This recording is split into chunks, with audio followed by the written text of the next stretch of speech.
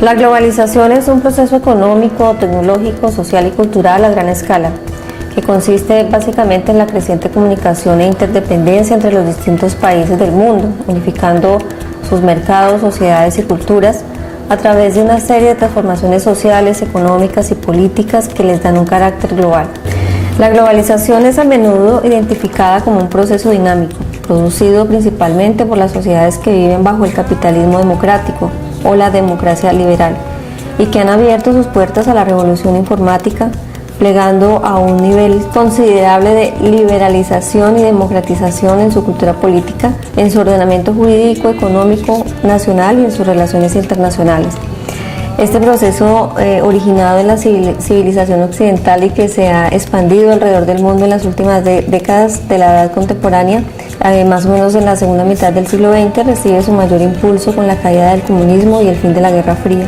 Continúa en el siglo XXI. Se caracteriza en la economía por la integración de las economías locales a una economía de mercado mundial, donde los nodos de producción y los movimientos de capital se configuran a escala planetaria, cobrando mayor importancia al rol de las empresas multinacionales y la libre circulación de capitales.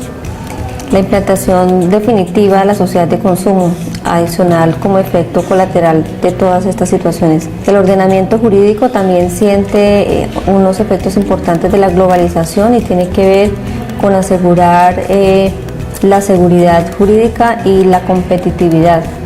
En cuanto a la cultura, se caracteriza por un proceso que interrelaciona las sociedades y culturas locales en una cultura global, o sea, aldea global. Al respecto, existe divergencia de criterios sobre si se trata de un fenómeno de asimilación occidental o de fusión multicultural. En la parte tecnológica, la globalización también depende de los avances en la conectividad humana, transporte y telecomunicaciones, facilitando la libre circulación de personas y la masificación de las TICs y el Internet. En el plano ideológico también los credos y valores colectivistas y tradicionalistas causan desinterés, generalizando y van perdiendo terreno ante el individualismo y el cosmopolitismo de la sociedad abierta. Mientras tanto, en la parte política, los gobiernos van perdiendo atribuciones ante lo que se ha denominado sociedad red. El activismo cada vez más gira en torno a las redes sociales.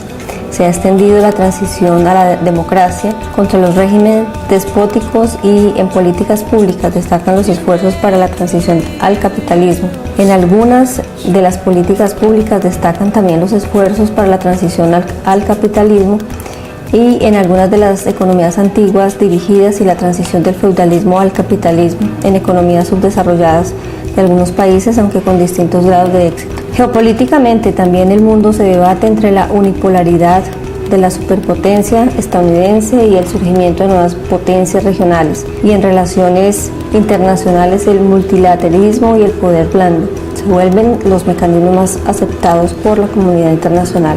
La valoración positiva o negativa de este fenómeno o la inclusión de definiciones o características adicionales para resaltar la inclusión de algún juicio de valor pueden variar de acuerdo con las ideologías.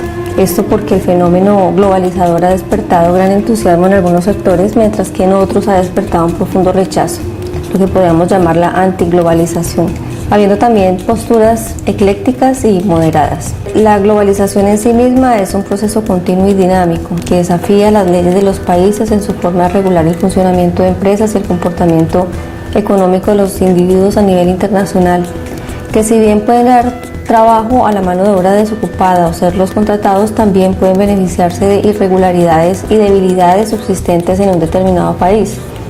Es fácil para estas empresas, por ejemplo, simplemente trasladar sus centros de producción a lugares en los cuales se les dé el máximo de facilidades.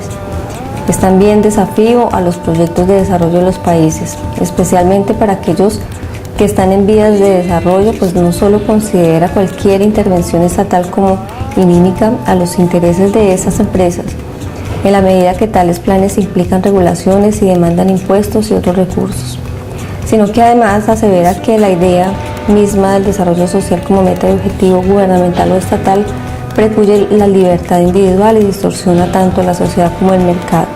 Para terminar, algunos puntos a considerar según los críticos. Primero, la apertura generalizada de los mercados de bienes y capitales que sugiere el fin de los bloques comerciales, tratados regionales e independencia económica de los países, pero también al mismo tiempo facilita la capacidad de resolver necesidades económicas que actores locales han sido incapaces de satisfacer.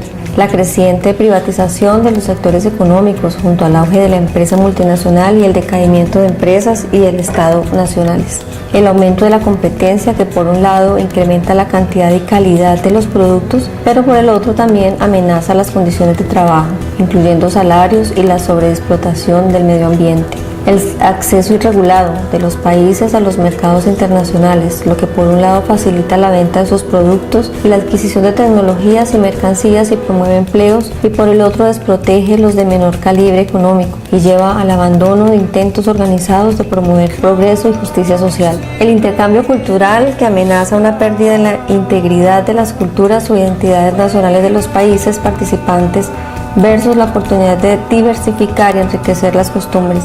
El conflicto entre las concepciones de la cultura como civilización o alta cultura versus la extensión de la cultura del hombre común o cultura popular. La posibilidad del reflorecimiento de culturas regionales o folclóricas y valores individuales versus la homogeneización producto de la manifestación e internacionalización de los medios.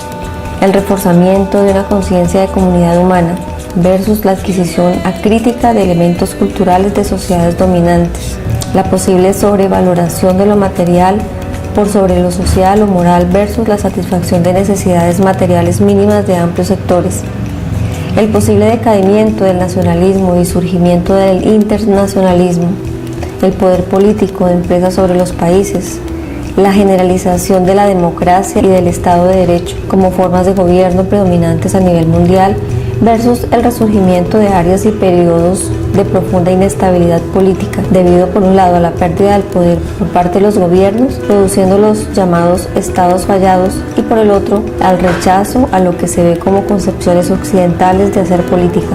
La disminución paulatina en los controles migratorios, que puede llevar a la pérdida de los sectores más innovadores, y la invasión de élites empresariales internacionales en países pobres. Y por último, la búsqueda de un mucho mejor ordenamiento económico y social por la vía del uso de monedas nacionales nominativas y con trazabilidad de cadenas de pago, y por la vía del uso en la economía mundial de una verdadera moneda internacional no vinculada en forma rígida con canastas de monedas nacionales. Muchísimas gracias.